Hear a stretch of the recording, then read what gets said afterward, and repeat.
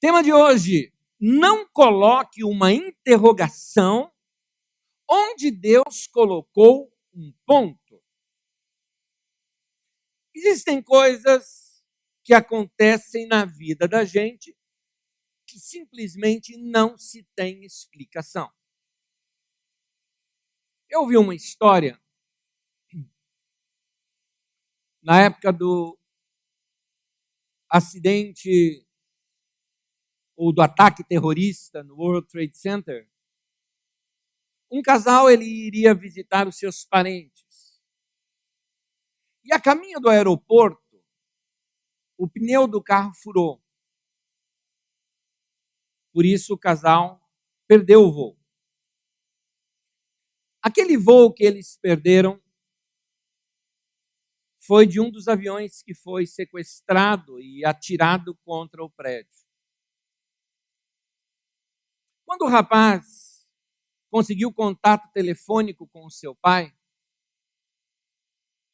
aqueles acidentes do World Trade Center já tinham acontecido. O seu pai era um bombeiro aposentado e disse para o seu filho que iria para lá para ajudar na recuperação daquelas pessoas. Aquela foi a última vez que ele falou com o seu pai. O prédio desabou e o seu pai estava lá dentro junto com muita gente que não havia escapado ainda daquele terrível atentado. 3 meses depois, o casal recebeu uma visita inesperada em sua casa, a campainha tocou, alguém segurando um bebê no colo, vendo o lado pacífico daquele casal, apesar de desconhecidos, convidou-os a entrar. Perguntaram antes a ele se ele era fulano de tal e ele viu que eles de alguma forma sabiam algo sobre ele e entraram. A mulher começou a explicar que ela estava no World Trade Center no dia daquele ataque. Ela estava grávida de 7 meses. E o pai dele foi o bombeiro que a ajudou a sair de lá. Eles disseram que estavam ali para apresentar o filhinho que nasceu, ao qual deram ao filhinho o nome do pai dele. Como explicar isso? Tem coisas que a gente não sabe explicar. Nunca tente com a sua mente compreender completamente a Deus, porque não cabe. Não se dá para entender tudo, porque a nossa vida é limitada. 1 Coríntios 13, versículo 12 diz: agora eu conheço em parte, e então eu conhecerei plenamente. Nossa mente é limitada.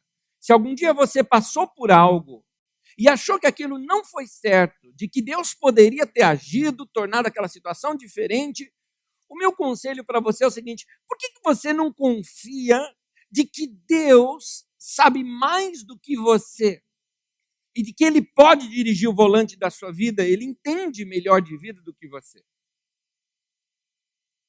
Coloque o que você não entende num arquivo de perguntas não respondidas. E siga a vida. Siga a vida, não pare ali. Porque eu não entendi, eu não saio do lugar. Siga a vida. Guarde isso.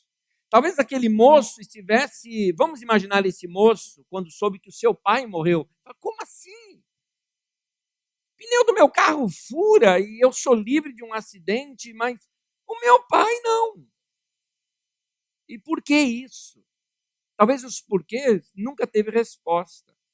3 meses depois, vê uma situação como aquela, um bebê, uma outra vida com o nome do seu pai, dando sequência, talvez, à história daquele homem. Como se explicar? Não se explica. Na vida de Davi, ele teve uma catástrofe em sua vida, numa relação com uma vizinha, Batseba, mas teve assassinato, teve tantas coisas erradas. Resolvido aqueles assuntos, Davi se casou com Batseba, teve um filho. Acontece que quando esse filho nasceu, era bebê ainda, adoeceu e tudo indicava que a criança iria morrer. Davi então se pôs em oração, pedindo a Deus que a criança não morresse. E a história, ao invés de eu narrar para você, hoje eu quero lê-la com você. Acompanhe nas telas comigo, 2 Samuel, no capítulo 12, texto longo, de 16 até 25. O texto bíblico diz assim: E Davi implorou a Deus em favor da criança. Ele jejuou e, entrando em casa, passou a noite deitado no chão. Os oficiais do palácio tentaram fazê-lo levantar-se do chão, mas ele não quis e recusou a comer. 7 dias depois, a criança morreu. Os conselheiros de Davi ficaram com medo de dizer-lhe que a criança estava morta. E comentaram: enquanto a criança ainda estava viva, falamos com ele e ele não quis escutar-nos. Como vamos dizer-lhe que a criança morreu? Ele poderá cometer alguma loucura. Davi, percebendo que seus conselheiros cochichavam entre si, compreendeu que a criança estava morta e perguntou: a criança morreu? Sim, morreu, responderam eles. Então Davi levantou-se do chão, lavou-se, perfumou-se, trocou de roupa, depois entrou no santuário do Senhor e o adorou. Voltando ao palácio, pediu que lhe preparasse uma refeição e comeu. Seus conselheiros lhe perguntaram: por que ages assim? Enquanto a criança estava viva, jejuaste, choraste, agora que a criança está morta, te levanta e come. Ele respondeu: enquanto a criança ainda estava viva, jejuei e chorei. Eu pensava: quem sabe, talvez o Senhor tenha misericórdia de mim e deixe a criança viver. Mas, agora que ela morreu, por que deveria jejuar? Porque poderia eu trazê-la de volta à vida? Eu irei até ela, mas ela não voltará para mim. Depois, Davi consolou sua mulher, Batseba, deitou-se com ela. Ela teve um menino, a quem Davi deu o nome de Salomão. O Senhor o amou e enviou o profeta Natã com uma mensagem a Davi. E Natã deu ao menino o nome de Jedidias, que significa amado pelo Senhor.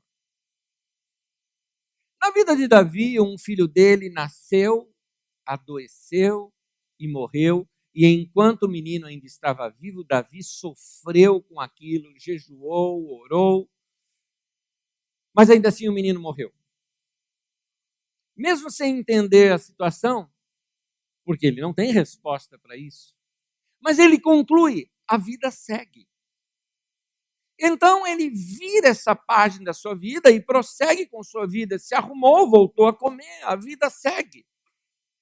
O que ele não sabia é que nesse a vida segue, o próximo filho que lhe nasceu, certamente aqui mais de um ano ou um ano depois, é Salomão. O filho que vai trazer alegria ao seu coração e inclusive substituí-lo no trono, seria o seu herdeiro no trono. Acaba nascendo depois disso. Trouxe muito orgulho para Davi, esse filho Salomão.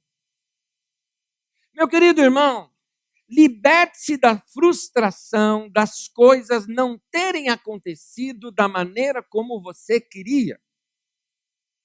Entenda que os caminhos de Deus são diferentes dos nossos.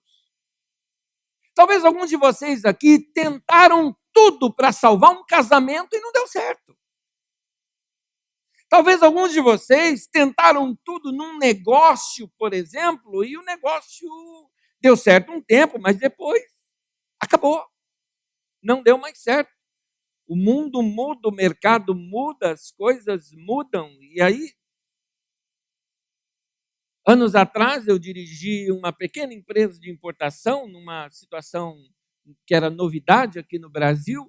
E aquilo foi uma maravilha. Que paraíso financeiro era aquele. Depois de um tempo, o mercado dá uma reviravolta, faliu tudo, acabou tudo. E passou. Fazer o quê? Saudades da maloca querida, né? Mas passou. Você talvez está orando, pedindo a Deus um emprego novo e não tem resposta. Minha proposição para você é você deixar Deus dirigir sua vida. Deixa Ele tomar o volante, decidir o que Ele quer. Você confiaria em entregar as chaves da sua vida nas mãos de Deus e falar assim, faz o que o Senhor quiser?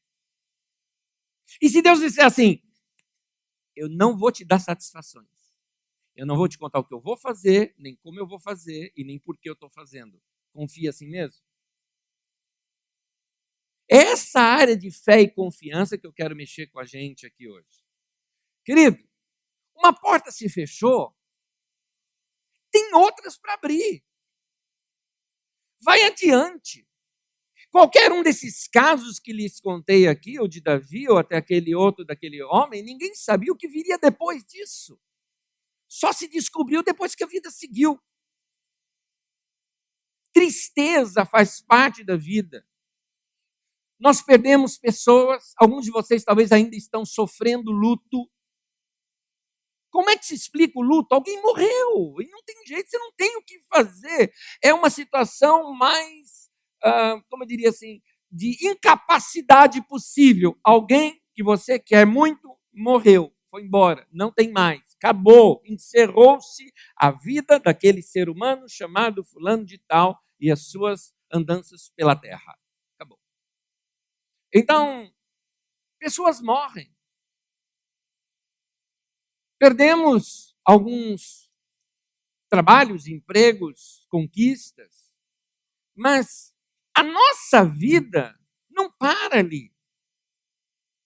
Não deixe que um período de tristeza na sua vida se torne uma vida de tristeza. Um período de tristeza é necessário, até porque isso é psicologicamente necessária, a tristeza de um luto, de uma perda ou algo parecido. Mas não torne um período a vida inteira. Em Isaías, no capítulo 55, versículo 8, o profeta fala, em nome de Deus, os meus caminhos não são os vossos caminhos. Deus, ele tem uma lógica diferente da nossa. Existem coisas que simplesmente não entendemos. A melhor coisa é deixar como um assunto não compreendido. Se você não encarar a vida dessa maneira, essa situação amarga acaba injetando veneno na sua vida e você se torna uma pessoa amarga para com a vida. Nem tudo se ajusta perfeitamente àquilo que nós achamos que deveria ser. Não coloque uma interrogação onde Deus colocou um ponto. No caso de Davi, ele perdeu aquele seu filho recém-nascido, mas o que ele fez? Não posso fazer mais nada. A vida segue. Tomou um banho, comeu, adorou a Deus, roupa nova, vida para frente, prossiga com a vida. Alguns de vocês romperam um casamento, por exemplo, ao tempo do luto, que ninguém nos ouça, mas ao tempo do ódio também, que você quer trucidar a pessoa, matar, acabar, picotar, ali, jogar dardo na cabeça do cara, ou da cara, né? Mas passa esse momento, perdoa, segue a vida, vira a página. A Bíblia mostra vários casos assim. Eva, imagina o drama de uma mãe em que um filho mata o outro. E esse que mata ainda foge, nunca mais vai vê-lo. Na verdade, ela perdeu 2 filhos num dia. Em Gênesis 4, 25, quando lhe nasce o terceiro filho, diz assim, tornou Adão a conhecer a sua mulher e ela teve um filho. E chamou o seu nome Sete, ou Set. Porque, disse ela, Deus me deu outra semente em lugar de Abel, porquanto Caim o matou. É interessante essa expressão. Quando ela vê um filho nascendo, ela fala, Deus me deu outra semente. Semente representa o futuro. Coisas que ainda estão vindo. Tudo aquilo, meu irmão, que você perdeu, grave isso, toma esta palavra como se fosse uma promessa para você. Deus vai te dar outra semente, um outro futuro. Deus quer levar você a olhar para o futuro. Fala, não para aqui nesse momento. Olha para o futuro. Tem mais coisa para acontecer. Tem mais coisa para se dar à luz no futuro do que o que você já perdeu no seu passado. Tem mais coisa pela frente. Um sonho morreu, meu irmão. Sonhe um sonho novo. Deus está te dando uma nova semente, um tempo novo na tua vida. Então, entenda a minha expressão, mas para de chorar pelas coisas que você não tem como mudar. Não adianta mais aquilo. Minha avó dizia, não se chora por leite derramado. Você vai lá e limpa o fogão. Segue a vida. Um capítulo se findou na sua vida? Vamos virar a página e escrever um capítulo novo. Onde Deus coloca um ponto, não coloque uma interrogação. Amém? Não fique questionando, apenas fale, segue a vida. O que fazer quando nós estamos num momento como esse? Aqui eu quero te dar 3 dicas de atitudes importantes para você tomar quando você se encontra num momento como esse. Todas elas você sabe, mas eu quero te lembrar. Primeira delas, ore. A oração é importante, a oração tem que nos acompanhar, a oração tem que fazer parte desses momentos mais profundos da nossa vida, momentos dolorosos da nossa vida. Talvez você fale, mas eu não consigo orar. Pera, eu vou te instruir aqui como orar. Salmo 46, versículo 1, diz assim, na tradução de Almeida, revista corrigida, diz, Deus é o nosso refúgio e fortaleza, socorro bem presente na angústia. Está dizendo o texto de que Deus é aquele que nos socorre no meio da angústia. No momento do problema, Deus está ali para nos ajudar. Algumas pessoas aqui mesmo tiveram experiências, suas melhores experiências do amor de Deus e da compreensão de Deus em sua vida nos momentos mais difíceis. Deus está ali na hora da aflição. Deus não nos abandona. E o que eu gosto é que nesse momento da aflição, Deus escuta o nosso coração desse momento.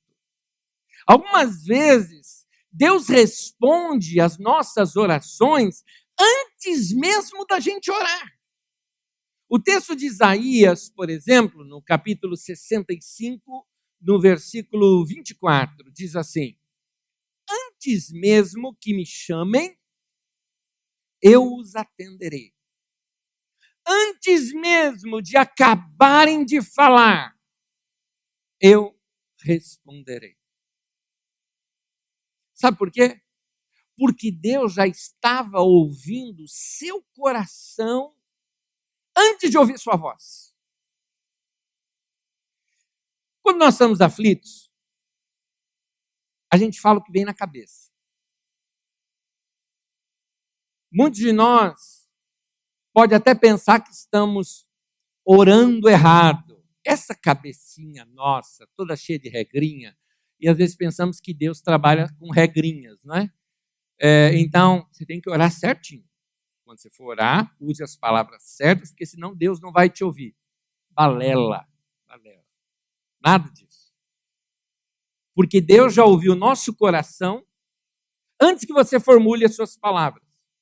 Alguns de vocês talvez digam o seguinte, mas eu não sei falar bonito. E Deus está lá querendo saber se você vai falar bonito, rapaz?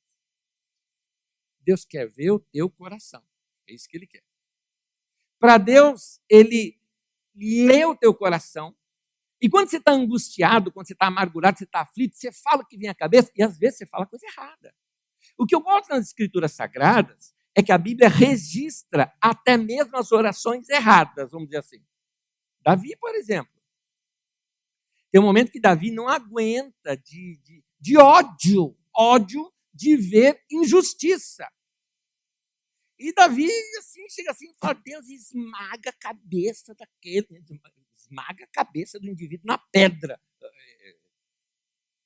E depois a gente acha que nós, assim, né, de sangue nordestino, é que somos, somos o problema. Eu acho que Davi era nordestino, eu acho. Lá da terra de Painho. Lá da terra de Painho. Meu pai me contava uma história de criança, não sei até hoje se ele estava zoando comigo ou se era verdade, mas meu pai tinha só um toquinho aqui no dedo. Pai, o que foi isso? Não, na colheita ela está fazendo, uma cobra venenosa bateu no meu dedo. Olha que pegou no meu dedo, não tinha o que fazer, botei aqui, peguei o facão e cortei. Isso é louco. Davi era assim. E Deus respondeu essa oração de Davi? Não, Deus viu o coração dele, meu querido.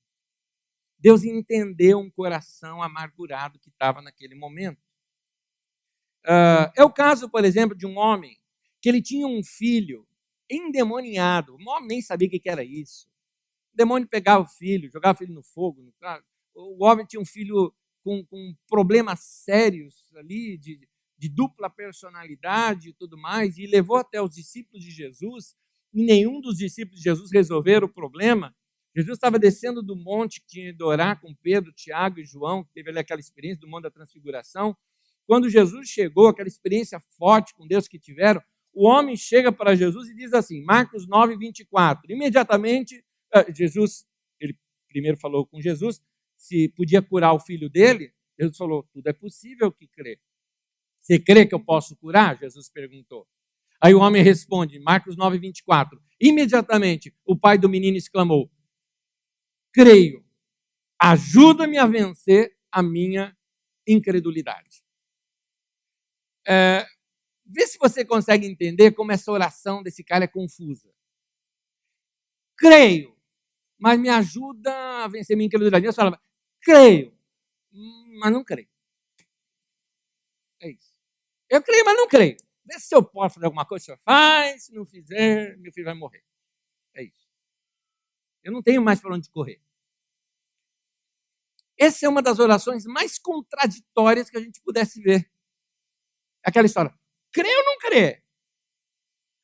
No entanto, Jesus responde essa, entre aspas, oração toda errada, cura o menino e devolve o menino para o pai, são e salvo. O que aconteceu? Jesus olhou o coração do homem e não as palavras daquele homem. Meu irmão, você está num momento de dúvida, o que fazer? Ore. Ore o quê? Ore o que tiver na tua cabeça, no teu coração, mas ore. Fala. Que o que você está precisando é de contato com Deus. Fala, conversa com Deus. Abre teu coração para Ele. Não se preocupe se você está falando certo, se está falando errado, se está citando texto bíblico, se não está. Não importa. Fala com teu Deus, porque Ele compreende teu coração. Tem mais. Oração, para mim, ela tem que ter sentimento, ela tem que ter emoção ali, ela tem que ter... O coração tem que ir junto com a oração. Então, põe teu sentimento na oração, põe teu coração na oração. Muita gente não tem tempo para ouvir os seus sentimentos. Muita gente não ouve você. Você está triste, você não tem para quem contar. Você está com dúvida, você não pode falar. Você está chateado, tem que calar a boca e ficar quieto, porque as pessoas não compreendem os seus sentimentos. A maioria das pessoas não compreende. Aliás, tem gente que não compreende o seu próprio sentimento. Não sei se já aconteceu isso com você. Eu não sei o que eu estou sentindo. Eu estou estranho. Eu não sei o que eu tenho. Não estou legal. Mas eu quero te dizer uma coisa. Deus entende. Então ora. Fala com Ele. Olha o que a Bíblia diz em 1 Pedro, capítulo 5, versículo 7. Diz assim, lancem sobre Ele toda a sua ansiedade, porque Ele tem cuidado de vocês. Amém? Lança para Deus a ansiedade, porque a ansiedade é isso. Tenta descrever a ansiedade. Você tem esse negócio que você fala, o que eu tenho, não sei, e está apertando, eu quero falar, não sei o que eu quero falar, eu preciso falar, mas não sei o que eu tenho que falar. Você tem um negócio lá dentro de você, não sabe o que é, e Jesus está dizendo aqui, Deus está nos dizendo através da palavra agora, da boca de Pedro, apóstolo, lança sobre Deus. Chega para Deus e fala, Deus, nem eu me entendo, mas o Senhor me entende. Está aqui meu coração, está aqui minha vida. Não entendo essa situação, eu não sei porque que isso aconteceu na minha vida. Para falar a verdade, eu queria desviar do evangelho, mas desviar vou para onde? Ficar longe do Senhor. Eu não sou louco assim também. Então, eu estou aqui, mas não acredito, mas eu sei que o Senhor existe. Já fez isso com Deus? É importante. Lança sobre Ele a sua ansiedade, porque Ele cuida de você. Problema no trabalho? Ore. Aquela coisa, eu estou na empresa, não está certo, não era para ser desse jeito. Ora, querido, não adianta ficar desse jeito. Ora. Medos quanto à sua saúde. Diagnóstico médico não está legal. Tem momento mais tenso do que aquele que você entrega, você faz o exame, não entendeu nada, entrega para o médico fica só assim.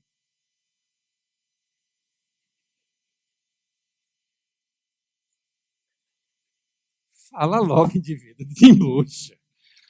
Que isso? Aí ele fala assim, está tudo bem com o senhor. Uf, aí você desmaia. Lança sobre Deus. A notícia médica não foi boa. Lança sobre Deus. Problema financeiro, a conta não está dando. Lança sobre Deus. Era meu sonho esse carro, eu vou ter que devolvê-lo. Não consigo pagar. Lança sobre Deus. Segue a vida. Por isso, primeira coisa a você fazer, quando a vida, aqui eu estou colocando Deus, né, colocou um ponto, não coloca uma interrogação. Vai orar.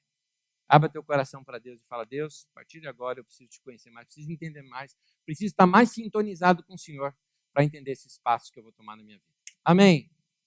Esse é o primeiro. Segundo, confie. Confie.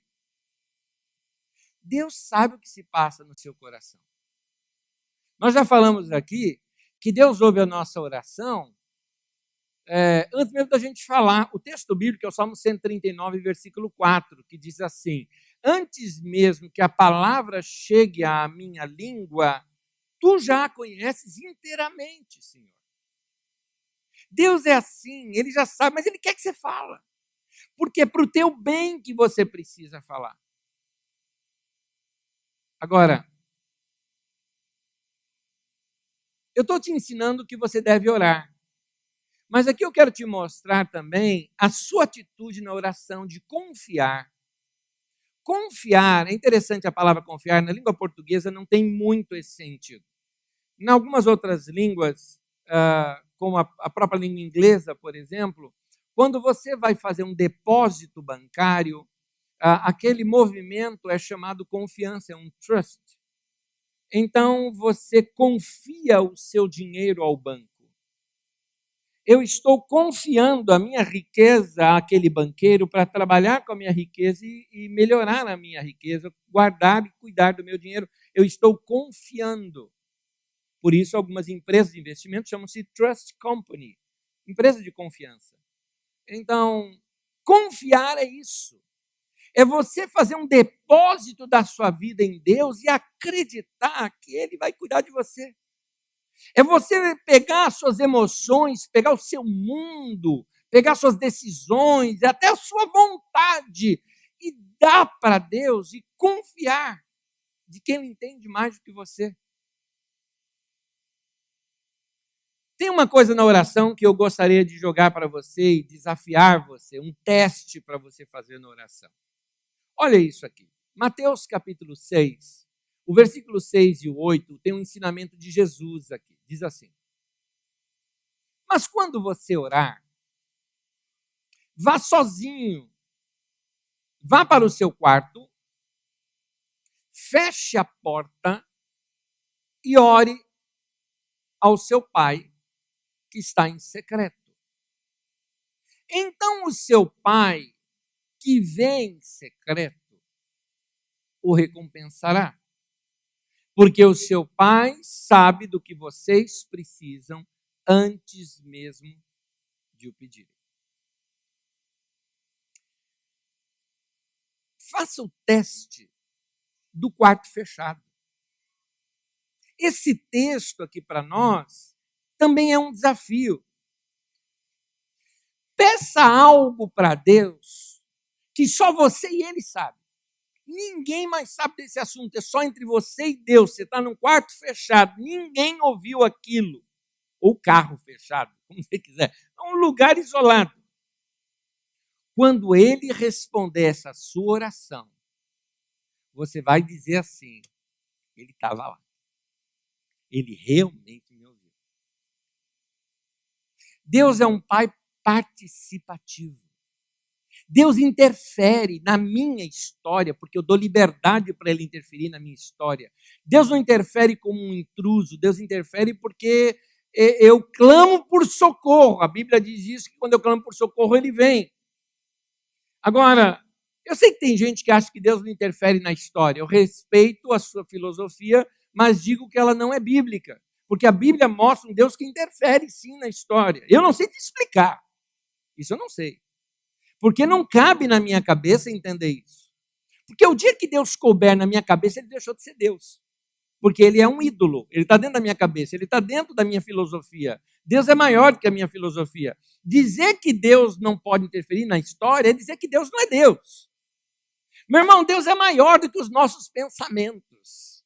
Deus é maior do que o que eu penso a respeito dele. Deus não está preso à minha teologia, à minha filosofia. Deus é maior do que qualquer definição sobre ele. Deus não cabe numa caixa. Eu conversava uma vez com um rapaz e ele dizia o seguinte: como é que você, sendo um cara inteligente, pode acreditar em oração? Eu falei: é porque eu descobri, pela minha inteligência, que existe um ser mais inteligente do que eu. Simplesmente isso. Eu oro e ele me responde. Ele fala: me explica isso. Eu falei: você não é inteligente o suficiente para entender também. Então você não vai entender. Porque essas coisas não estão no campo da inteligência, essas coisas estão no campo da fé. E a fé é a certeza das coisas que se esperam, convicção de fatos que se não veem. Isso é fé. Deus não pode ser definido, Deus só pode ser percebido. Eu percebo Deus, mas não consigo definir Deus. Eu percebo Deus, mas não consigo entender tudo sobre Deus, porque Deus é maior, senão não é Deus. Então, Deus sabe o que se passa no nosso coração.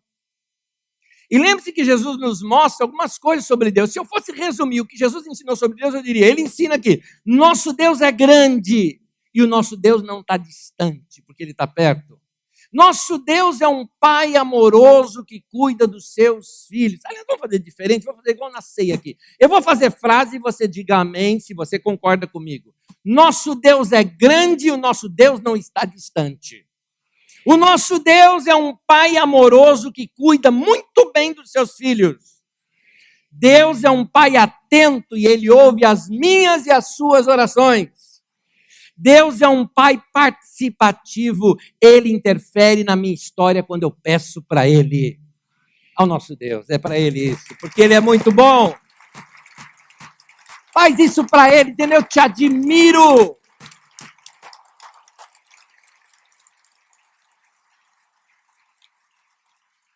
Ore, confie. Terceiro, entregue. Nós precisamos aprofundar nosso relacionamento com Deus. Alguns têm um relacionamento muito superficial com Deus, e eu queria aqui te mostrar que é possível nós termos um relacionamento muito mais profundo com Deus. Tem uma oração na Bíblia que, assim, eu lembro a minha leitura, não foi na primeira vez que eu li, mas alguns anos atrás, eu lendo esse texto, é uma oração de Jacó. Quando eu li aquela oração de Jacó, sabe quando você lê assim e fala: até folgado, hein, cara? Como é que você olha um negócio desse para Deus? Cara interesseiro, egoísta. Olha a oração do cara. Só que depois eu vou dar um complemento para você. Olha a oração dele. Gênesis 33, versículo 20 ao 22. Então Jacó fez um voto. dizendo: se Deus estiver comigo, ele só pede para Deus. Deus faz isso, Deus faz isso, Deus faz isso. Se Deus estiver comigo, se Deus cuidar de mim nessa viagem que eu estou fazendo, prover-me de comida e roupa, levar-me de volta com toda a segurança, lá para a casa do meu pai, então o Senhor será o meu Deus. E essa pedra que eu hoje erigi como que eu hoje coloquei como uma coluna, servirá de santuário de Deus. E tudo o que me deres, certamente eu te darei o dízimo. O cara era interesseiro. O cara é interesseiro. É mais ou menos assim: Deus, eu queria dar um dízimo de 1 milhão. Vai ganhar 10 para isso, né? Interesseiro.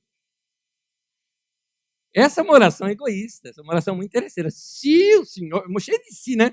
Se o Senhor fizer isso, então o Senhor vai ser meu Deus. Se o Senhor me abençoar, se o Senhor cuidar de mim, se o Senhor me der dinheiro, se o Senhor me der... aí eu também vou te servir. Para muita gente, Deus é somente isso, um amuleto de sorte, que você saca em tempo de necessidade, um pé de coelho, para você fazer uma fezinha. Agora, aqui vem meu complemento. Apesar de egoísta, isso aqui é uma oração. Porque Jacó era assim. Ele ora o que ele era. E vou dizer mais. Deus respondeu cada detalhe dessa oração. Deus respondeu. Por quê? Porque não existe oração certa ou errada. Existe a que é feita e a que não é feita. É isso que existe. Então, meu querido, vamos orar. Vamos buscar Deus. E vamos falar com Deus o tempo todo. Porque nós precisamos orar, confiar e entregar. Nós precisamos crescer nessa nossa comunhão com Deus. Nós precisamos ter uma vida de oração e uma confiança maior em Deus. Quer ver uma coisa? Quem tem relacionamento sabe do que eu estou falando. Como é que a gente sabe? Quando é que a gente sabe que um relacionamento entre duas pessoas se tornou maduro? É quando cresce o nível de confiança um no outro.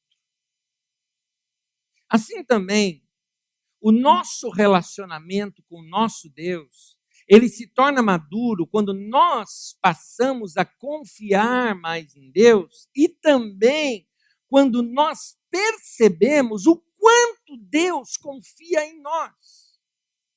É aqui que eu estou querendo mostrar que você precisa crescer no seu relacionamento com Deus. Não é só você acreditar em Deus, mas entenda bem que a tua mente se abra, entenda o quanto Deus acredita em você. A gente tem fé em Deus, mas me permita falar assim, Deus tem fé na gente também. Deus acredita em você. Uma prova que Ele acredita em você é que você está vivo. Se não acreditasse mais, mata, acaba. Traz para cá que é melhor. Eu vou deixar esse cara jogando se ele está cansado? Vai para o banco de reserva. Não.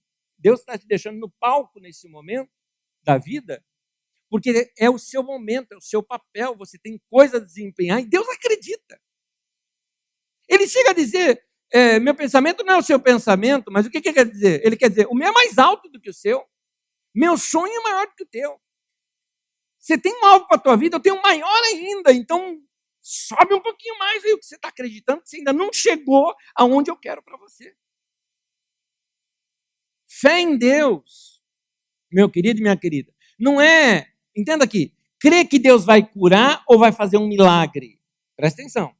Tem muita gente que diz, não, eu creio que Deus vai curar, eu creio que Deus vai fazer um milagre. Tá, legal, isso é uma crença, não tem nada de errado nisso, não estou dizendo que está errado, só estou dizendo que esse tipo de fé que eu estou falando não é essa.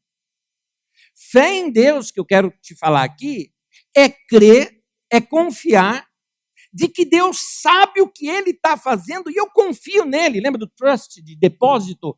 Eu estou depositando a minha vida na mão dele e vou descansar. Ele sabe o que é melhor para a minha vida.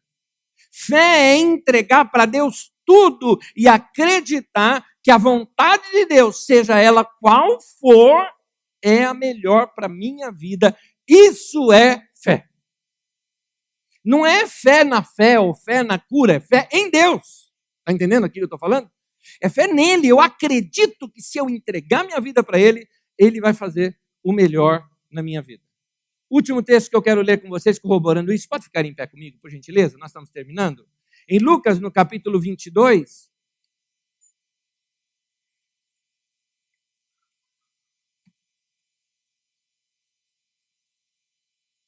conta-nos uma história de Jesus, dizendo ele se afastou deles a uma pequena distância. Ajoelhou-se e começou a orar. E aqui está a oração de Jesus, bem conhecida. Pai, se queres,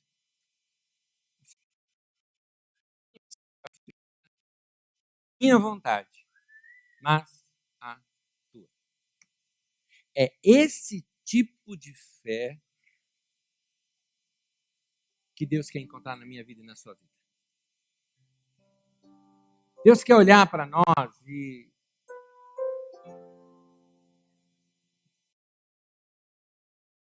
ver que eu e você, nós acreditamos nele. Aconteça o que acontecer. Eu lembro de uma frase da minha avó, que quando criança eu não entendi, mas logo que eu cresci, eu entendi a frase da minha avó. Ela falou uma frase assim, ela falou, ainda que Deus me mate, eu vou servi-lo. Porque se ele me matar, era o melhor que tinha para acontecer na minha vida. Minha avó era desse jeito. Ela falava que não abandonaria Deus. Mas eu te convido a fazer isso agora. Área por área da sua vida. Eu vou fazer uma oração e ela vai ser feita por frases. E eu quero que você seja honesto. Só repita a minha frase se você realmente está de acordo e está fazendo essa oração de entrega. Já vou te adiantar, eu não gosto de pegar ninguém de surpresa.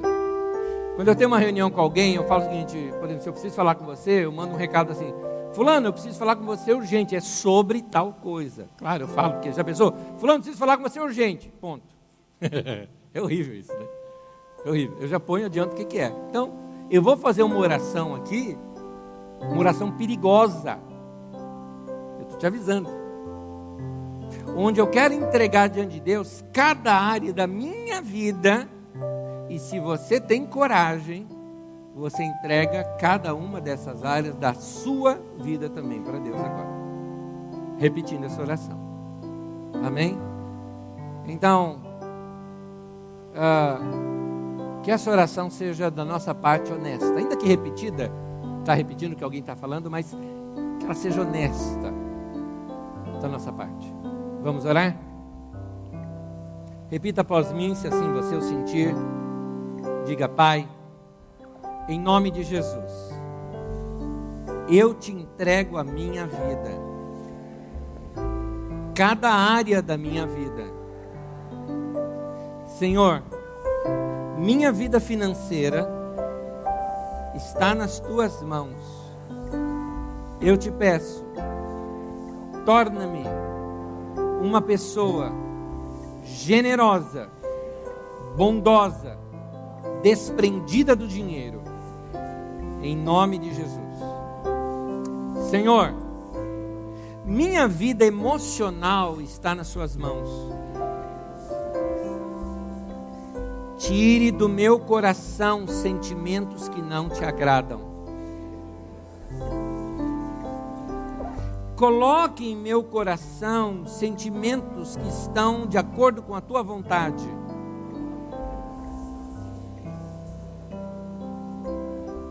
Senhor, a minha saúde eu entrego nas tuas mãos.